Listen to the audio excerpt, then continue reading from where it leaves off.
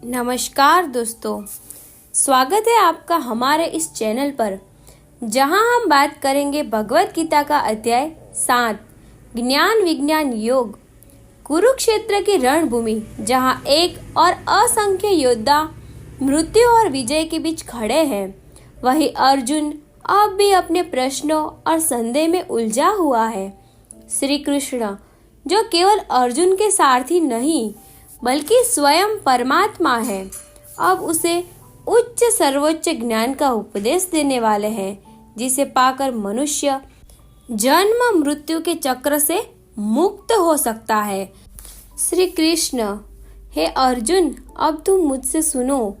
मैं तुझे ऐसा ज्ञान दूंगा जिसे जान लेने पर कुछ भी जानने योग्य शेष नहीं रहेगा। ये ज्ञान अत्यंत दुर्लभ है।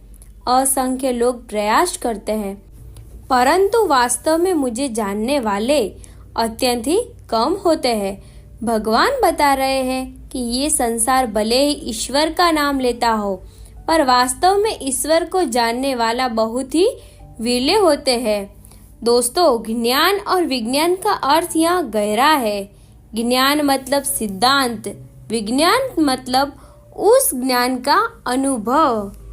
जैसे किताब से हम जान ले कि आग जलाती है, पर जब उंगली छू जाए तब उसका असली अनुभव होता है, वैसे ही केवल शास्त्र पढ़ लेने से मुक्ति नहीं मिलती जब तक हम अपने जीवन में भगवान का अनुभव न कर ले। कृष्ण कहते हैं, हे अर्जुन, ये संपूर्ण जगत मेरी दो शक्तियों से बना है। एक है अपरा प्रकृति, जो भौतिक है, पृथ्वी, जल, अग्नि, वायु, आकाश, मन, बुद्धि, अहंकार, और दूसरी है परा प्रकृति, जो चेतन है। यही जीवात्मा जो इस संसार को धारण करती है। हे अर्जुन, ये संपूर्ण जगत इन दोनों प्रकृतियों से चलता है, और जान ले मैं ही इन दोनों का उद्गम हूँ। यहाँ कृष्ण एक गहरा रहस्य खोलते हैं। ये ब्रह्मांड केवल 5 तत्वों से नहीं बना, बल्कि इसमें 8 भौतिक तत्व है। पृथ्वी, जल, अग्नि, वायु, आकाश, मन, बुद्धि और अहंकार। पर ये सब जड़ है, चेतना रहित। इन सब को गति देती है परा प्रकृति यानी आत्मा। इसका अर्थ है शरीर भले ही 5 तत्वों से बना हो, पर जीवन का असली आधार आत्मा है, और आत्मा का मूल स्रोत है स्वयं भगवान। दोस्तों, सोचिए, अगर हम मान ले कि हम केवल ये शरीर है, तो हमारा जीवन केवल जन्म और मृत्यु तक सीमित रह जाएगा। लेकिन यदि हम ये समझ ले कि हम आत्मा है, तो हमें ये एहसास होगा कि हम अनंत है, शाश्वत है, और हमारी जड़ें परमात्मा में है। कृष्ण कहते हैं, हे अर्जुन, जान ले सब कुछ मुझसे ही उत्पन्न होता है। इस संसार में जो कुछ भी है वो मेरी ही शक्ति से प्रकट है। जैसे मोतियों की माला धागे में गुंथी होती है, वैसे ही पूरा जगत मुझ में गुंथा हुआ है। क्या अद्भुत उपमा है। भगवान कह रहे हैं कि ये समस्त सृष्टि उनके धागों में पिरोई हुई है। हम अक्सर मोतियों को देखते हैं, पर उन्हें जोड़ने वाले धागे को भूल जाते हैं। वैसे ही हम संसार को देखते हैं, पेड़, पहाड़, नदियाँ, मनुष्य, पर उन्हें जोड़ने वाली अदृश्य शक्ति भगवान को हम भूल जाते हैं। श्री कृष्ण कहते हैं, हे अर्जुन, मैं ही जल का स्वाद हूँ, सूर्य और चंद्र का प्रकाश हूँ, वेदों का पवित्र ओंकार हूँ, आकाश में ध्वनि हूँ, और मनुष्य में पुरुषार्थ हूँ। सोचिए दोस्तों, जब आप पानी पीते हैं और उसकी ठंडक महसूस करते हैं, वो भगवान ही है। जब सुबह सूरज की रोशनी आंखों में पड़ती है, वो भगवान की झलक है। जब हम सत्य बोलते हैं, जब धर्म निभाते हैं, वो भगवान हमारे भीतर से बोल रहे होते हैं। भगवान यहाँ यही समझा रहे हैं कि वे केवल मंदिर या मूर्ति में ही नहीं, बल्कि इस पूरी सृष्टि में व्याप्त है। श्री कृष्ण कहते हैं, हे अर्जुन, मैं ही धरती की सुगंध हूँ, अग्नि की ज्वाला हूँ, जीवों का जीवन हूँ, और सभी तपस्वियों का तप हूँ। मैं ही बीज हूँ समस्त प्राणियों का। ऐसा कुछ भी नहीं है जो मुझसे रहित हो। दोस्तों, भगवान यहाँ ये बता रहे हैं कि जीवन की हर सुंदरता, हर शक्ति, हर अस्तित्व उन्हीं से उत्पन्न है। जब भी आप किसी फूल की खुशबू महसूस करते हैं, जब भी आप किसी को सच्ची मुस्कान देते हैं, तो समझिए वहाँ भगवान की उपस्थिति है। कृष्ण अर्जुन को ये एहसास दिला रहे हैं कि ईश्वर दूर नहीं है, वे हमारे चारों ओर है, हमारी सांसों में है, हमारे हर अनुभव में है। श्री कृष्ण कहते हैं, हे अर्जुन, ये संपूर्ण सृष्टि मोह में फंसी हुई है। मेरी योग माया के कारण लोग मुझे ही नहीं पहचान पाते। मैं सबके हृदय में उपस्थित हूँ, फिर भी अज्ञान के कारण मनुष्य मुझे देख नहीं पाता। कितना सत्य है ये। हम अपने जीवन भर सुख, दुख, धन, वैभव, रिश्तों की दौड़ में उलझे रहते हैं, पर ये भूल जाते हैं कि हमारे भीतर का असली आधार कौन है। ईश्वर हमारे साथ हमेशा है, पर हम मोह, लोभ और अहंकार के कारण उन्हें पहचान ही नहीं पाते। श्री कृष्ण कहते हैं, हे अर्जुन, 4 प्रकार के लोग मुझे भजते हैं: दुखी, धन की इच्छा वाले, जिज्ञासु और ज्ञानी। पर उनमें सबसे श्रेष्ठ है ज्ञानी भक्त, जो प्रेम पूर्वक मुझे जानने का प्रयास करता है और निरंतर मुझ में लीन रहता है। ऐसा ज्ञानी दुर्लभ है, पर वो मुझे अत्यंत प्रिय होता है। यहाँ भगवान भक्तों की 4 श्रेणियों का वर्णन करते हैं। उसमें से एक है जो दुखी होते हैं, जो संकट के समय भगवान को पुकारता है। दूसरा है अर्थार्थी, जो भगवान से केवल धन, सफलता या भौतिक सुख चाहता है। तीसरा है जिज्ञासु, जो जानना चाहता है कि भगवान कौन है। और चौथा है ज्ञानी, जो भगवान को प्रेम से जानता और अनुभव करता है। भगवान कहते हैं कि इनमें से ज्ञानी सबसे श्रेष्ठ है, क्योंकि वह केवल भगवान को पाने की इच्छा रखता है, न कि भौतिक वस्तुओं को। श्री कृष्ण कहते हैं, हे अर्जुन, मेरा ज्ञानी भक्त सदैव मेरे साथ होता है और मैं उसके साथ रहता हूँ। ऐसा भक्त वास्तव में महान आत्मा है। अन्य लोग अलग अलग देवताओं की शरण लेते हैं और अपनी अपनी श्रद्धा के अनुसार उन्हें पूजते हैं, परंतु वे सब फल अस्थायी है। वास्तव में सभी पूजाएं मुझ तक ही पहुंचती है।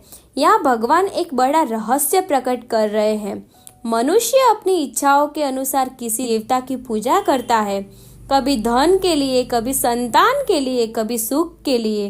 पर सत्य यह है कि चाहे हम किसी भी देवता की पूजा करें, उसका फल भगवान कृष्ण से ही मिलता है। लेकिन जो लोग केवल भगवान को पाने की इच्छा रखते हैं, वो ही मुक्ति के अधिकारी हैं। दोस्तों, अक्सर हम कठिन समय में भगवान को याद करते हैं। कभी पैसे की कमी, कभी बीमारी हो, कभी दुख मिले, तभी हम प्रार्थना करते हैं।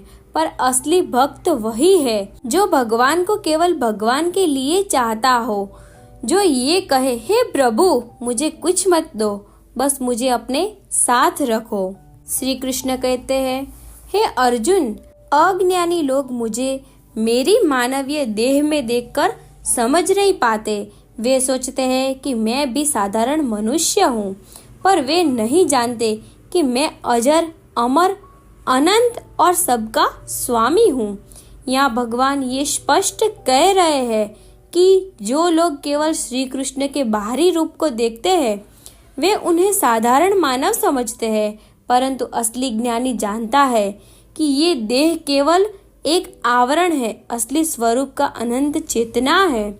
श्री कृष्ण कहते हैं, हे अर्जुन, जो लोग मुझे समर्पित होकर तन, मन, धन से भजते हैं, वे मुझे जान लेते हैं कि मैं ही सबका उद्गम हूँ और सबका अंत भी। ऐसे भक्त मेरी शरण में आकर जन्म मृत्यु के बंधन से मुक्त हो जाते हैं। दोस्तों, भगवान यहाँ जीवन का परम रहस्य बता रहे हैं। जब हम समझ लेते हैं कि ईश्वर ही सबके कारण है, वही हमारे जीवन का अंतिम लक्ष्य है, तो हम मोह, लोभ और दुख से परे हो जाते हैं। श्री कृष्ण कहते हैं, हे अर्जुन, जो लोग मुझे हर जगह देखते हैं, जो लोग मुझे समर्पित होकर भजते हैं वो मुझे सच्चे अर्थों में जानते हैं। ऐसा ज्ञानी भक्त दुर्लभ है, पर वही वास्तव में मेरे अत्यंत प्रिय है। सोचिए दोस्तों, कितनी बड़ी बात है ये। भगवान को पाने के लिए हमें बड़े बड़े यज्ञ, कठिन तप या असंभव साधनाएं नहीं करनी। बस इतना करना है कि हम ईमानदारी से, प्रेम पूर्वक, पूरी निष्ठा से भगवान को अपना मान ले। तो अध्याय 7 का सार यही है। ईश्वर सर्वव्यापी है, हर चीज में वही है। 4 प्रकार के भक्त होते हैं, पर ज्ञानी सबसे श्रेष्ठ है। सच्चा भक्त भगवान को केवल भगवान के लिए चाहता है, न कि किसी भौतिक लाभ के लिए। जो व्यक्ति कृष्ण को पहचान लेता है वह जन्म मृत्यु से मुक्त हो जाता है। कुरुक्षेत्र की रणभूमि में अर्जुन को मिला ये ज्ञान केवल उसी के लिए नहीं, बल्कि हम सबके लिए है। हर इंसान के जीवन में एक युद्ध है, मोह और विवेक का, भय और साहस का, अज्ञान और ज्ञान का। और इस युद्ध में विजयी वही होगा जो अपने जीवन का केंद्र, अपनी आत्मा के आधार केवल एक को बनाए, जैसे कि श्री कृष्ण को। दोस्तों, अध्याय 7 का सबसे बड़ा संदेश यही है कि भगवान हर जगह है, हर चीज में है और हमसे कभी अलग नहीं हुए। पानी का स्वाद हो या सूरज की रोशनी, फूल की खुशबू हो या हमारे भीतर की शक्ति, सब कुछ उन्हीं का ही स्वरूप है। परंतु समस्या ये है कि हम मनुष्य अक्सर भूल जाते हैं कि हम संसार की माया, धन, सुख और इच्छाओं में उलझ जाते हैं और उस परम सत्य से दूर हो जाते हैं। तो मित्रों, ये अध्याय हमें ये सिखाता है कि भगवान दूर नहीं, हमारे हर अनुभव में है। सच्ची भक्ति वही है जिसमें हम भगवान को निस्वार्थ प्रेम से भजे, और जो ऐसा करता है वही जीवन के अंतिम बंधनों से मुक्त होकर अमर आनंद प्राप्त करता है। यही है अध्याय 7 का दिव्य सार, ज्ञान और विज्ञान का संगम। ज्ञान मतलब भगवान को जानना और विज्ञान मतलब भगवान का अनुभव करना। जब ये दोनों मिलते हैं तब जीवन पूर्ण हो जाता है। दोस्तों, यही था भगवत गीता अध्याय 7, ज्ञान विज्ञान योग। अगर इस संदेश ने आपके हृदय को छुआ हो तो इसे औरों तक भी पहुंचाए, क्योंकि जब ईश्वर का प्रकाश बांटा जाए तो ये और भी गहरा हो जाता है। अगले अध्याय में हम और गहरे रहस्य को समझाएंगे। तब तक याद रखिए, भगवान हमारे भीतर भी है और चारों ओर भी, बस हमें उन्हें पहचानना है, अनुभव करना है। आपको अगर हमारा ये वीडियो पसंद आया हो तो इसे लाइक करें, शेयर करें और हमारे चैनल को सब्सक्राइब करना ना भूलें। फिर मिलेंगे अगले अध्याय के साथ। Thank you.